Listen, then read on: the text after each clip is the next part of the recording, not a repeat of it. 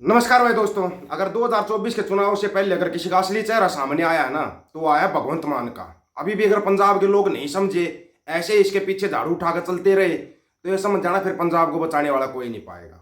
हमें नहीं पता प्रधानमंत्री मोदी साहब ने क्या काम किए क्या नहीं किए, वो सवाल हम करते रहते थे। लेकिन एक काम अच्छा किया जो ये केजरीवाल वाला किया है ना, ये काम अच्छा किया, बिल्कुल कहेंगे अच्छा किया। अच्छा किस लिए किया? ताकि भगवंत मान का असली चेहरा लोगों के सामने आ जाए। भगवंत मान साहब, आपको तब तकलीफ नहीं हुई जब गृह मंत्री ने बोला था कि बंदी सिंह माफी मांगेंगे तो उनको छोड़ दिया जाएगा, जबकि उनकी सजा पूरी हो चुकी है। तब आपको तकलीफ नहीं हुई? कोई तकलीफ नहीं हुई आपको। आपने एक शब्द भी नहीं बोला। एक शब्द भी बोला हो तो बता दे बंदी सिंह को के लिए। यही भगवंत मान जो बंदी सिंह को घर जा जाके बोलता था उनको रिहा करेंगे, फाइल तैयार है, तब इसको तकलीफ नहीं हुई। लेकिन जैसे ही अरविंद केजरीवाल के ऊपर केस हुआ, भगवंत मान साहब को बड़ी तकलीफ हुई। बड़े बड़े क्रांतिकारियों से तुलना करने लग गए। केजरीवाल लाला की बड़े बड़े क्रांतिकारियों से तुलना करने लग गए। कमाल की बात नहीं है? भगवंत मान साहब, तब आपको बिल्कुल तकलीफ नहीं हुई? बच्चों के ऊपर नाजायज केस लगा लगा के जेलों में डाल दिया, बच्चों के ऊपर झूठे सच्चे केस लगाए जा रहे थे, बच्चे नशे में मर रहे हैं, तब आपको तकलीफ नहीं हुई। लेकिन तकलीफ हुई क्योंकि केजरीवाल के ऊपर केस कर दिया। बड़ी तकलीफ हुई आपको। तब तो बड़ी तकलीफ होगी। तब आपको कोई तकलीफ नहीं होती जब गुरु की बेअदबियां होती हैं, बार बार मांग करते हैं, सिख बार बार मांग करते हैं कि जो गुरु की बेअदबी हो रही है इसके लिए सख्त कानून बनाओ ना। लेकिन केजरीवाल के ऊपर केस हो गया तो आपको कानून याद आ गया। आपको बड़ा कानून याद आ गया। फिर तो कितने बड़े हितैषी हो आप पंजाब के, ये सामने दिखाई दे रहा है। आपको तब तकलीफ नहीं हुई तो एक 2 दिन के बच्चे के माँ बाप को तंग किया जा रहा था, तब आपको तकलीफ नहीं हुई। लेकिन उस लाला को ऊपर केस हो गया तो आपको तकलीफ हुई। तकलीफ हुई आपको, और बहुत ज्यादा तकलीफ हुई। और तकलीफ भी कितनी हुई है वो अभी आपको सुनवाएंगे। सुनवाएंगे आपको। पंजाब के लोगों आंखें खोल लो। भगवंत मान साहब को तब कोई तकलीफ नहीं होती जब बाहर से कोई अस्थायी मजदूर आया, प्रवासी मजदूर आया है, वो पंजाब में रहने लग जाता है, पंजाब का ही खाता है और सिखों को गालियां देता है, तब कोई तकलीफ नहीं होती भगवंत मान साहब आपको।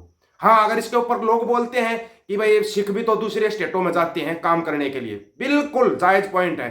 लेकिन सिख दूसरी स्टेट में जाते हैं ना, तो वहां पर पैसा इन्वेस्ट करते हैं, वो जमीन खरीदते हैं, तब जाके वहां पे रहते हैं। चाहे वो यूपी में हो, राजस्थान में हो, छत्तीसगढ़ में हो, कहीं भी हो, जमीन खरीद कर पैसा इन्वेस्ट करते हैं, तब वहां पे रहते हैं। और तुम क्या करते हो? कोई ट्रेन के अंदर बैठे, ली 150 की टिकट और पहुंच गए पंजाब में, और फिर पंजाब के अंदर ही रहना, वहीं से पैसे कमाना, वहीं पे सिखों को गालियां देना। लेकिन भगवंत मान साहब को तकलीफ तब होती है जब केजरीवाल के ऊपर केस हो जाता है, तब तकलीफ होती है भगवंत मान साहब को तो। और फिर कैसे कैसे शब्द बोल रहा है, सुनने लायक तो शब्द है जो बोल रहा है। और सबसे बड़ा कमाल ये कि पंजाब की जनता उसको सुन रही है।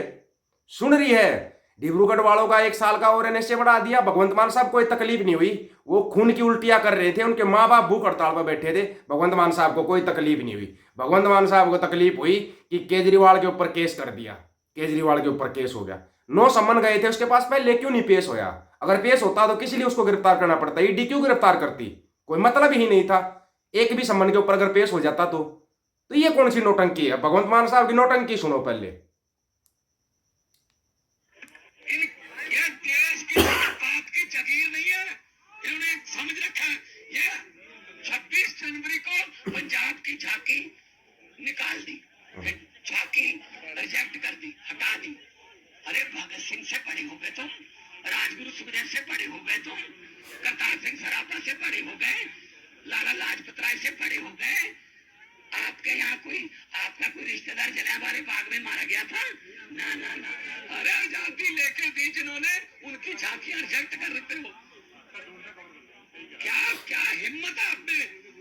सब मेरे देशवासियों, आज देश को बचाने के लिए हमें बाहर निकलना पड़ा था। पहले लड़े थे गोरों से, सुनो किस संज्ञा दे रहा है। गोरों से, ये आ गए आजकल के नए अंग्रेज, ये नए अंग्रेज आ गए। आज आपको सुन के हैरानी होगी, आज पूरी दुनिया के अखबारों में, वाशिंगटन पोस्ट, न्यूयॉर्क, जर्मनी के कई खबर, उन्होंने फ्रंट पेज पे छापा है कि भारत में डेमोक्रेसी खतरे में है। और ये कह रहे हैं ये बिगेस्ट डेमोक्रेसी है। ये कह रहे हैं हम यूक्रेन और रशिया का युद्ध रुकवा देते हैं। ऐड आती है ना, पापा मोदी ने युद्ध रुकवा दिया। अरे अपने घर वालों को तो अंदर कर रहे हो, वहां का युद्ध रुकवा रहे हो, हद कर रहे हो। हरियाणा के नौजवानों को कह रहे हैं अब यूक्रेन चले जाओ, यूक्रेन चले जाओ, युद्ध में झोंक रहे हैं। तो ये दादागिरी ये नहीं चलेगी। पार्लियामेंट में मैं यही बोलता था, अरविंद केजरीवाल बाहर आएंगे और बहुत बड़े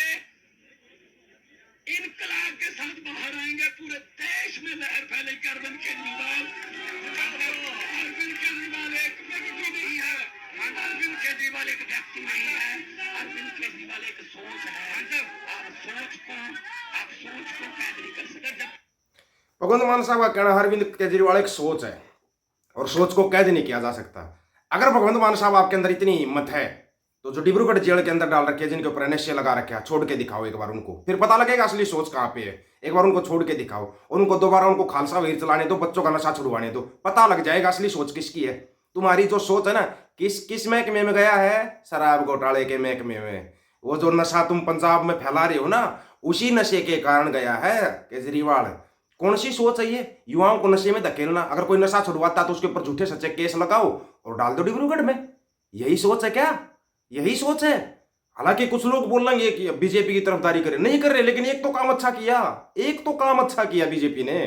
पहले ही बोला था, जब भी अच्छा काम करेगी बीजेपी सबसे पहले बोलेंगे बड़ा अच्छा काम किया। तो इस लाला को खुद लेने लगाया, इस लाला ने बर्बाद कर दिया था, पूरे पंजाब को बर्बाद कर दिया था। ये तो रोबोट है बेचारा, ये कोई सीएम थोड़ी है वहां पे, ये तो रोबोट है, रोबोट बिठा रखा है, ये लगा रहता है बस अपना।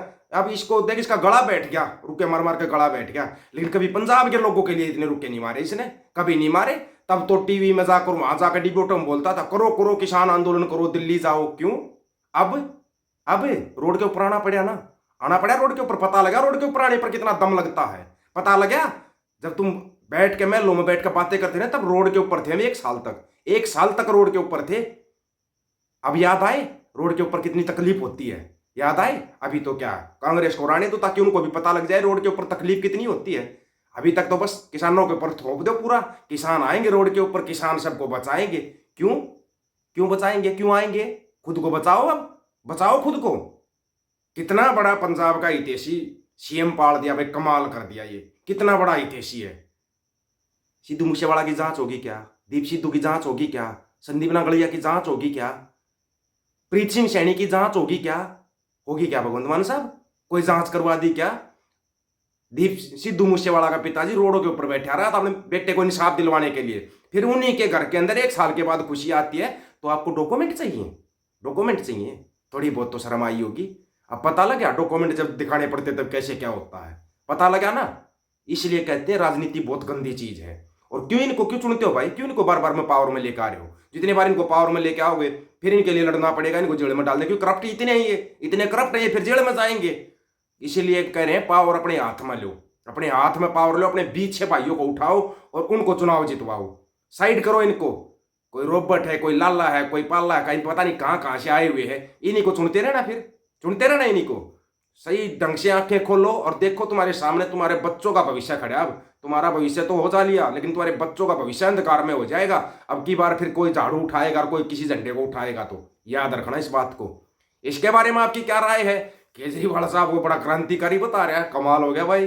भगवंत मान साहब एक बार डिब्रूगढ़ वालों को भी लिया होना बाहर, पता लग जाएगा क्रांति कहते किसे हैं। क्रांति का पता लग जाए, नहीं तो बंदी सिंह को रिहा करवा के देख लो, असली क्रांति का पता लग जाएगा। आप लोगों की इसके बारे में क्या राय है? अपनी राय जरूर रखना दोस्तों। सभी साथियों को राम राम, नमस्कार, आदाब, सत श्री अकाल। वीडियो को ज्यादा से ज्यादा शेयर, चैनल को सब्सक्राइब और बेल आइकन को जरूर दबाना दोस्तों। ऑफिशियल दीपक फौजी यूट्यूब चैनल, बात हक और सच की करेंगे, हक सच की बात हम करेंगे। वीडियो को शेयर करने की जिम्मेवारी आप लोगों की। गज के आखो, वाहेगुरु जी का खालसा, वाहेगुरु जी की फतेह।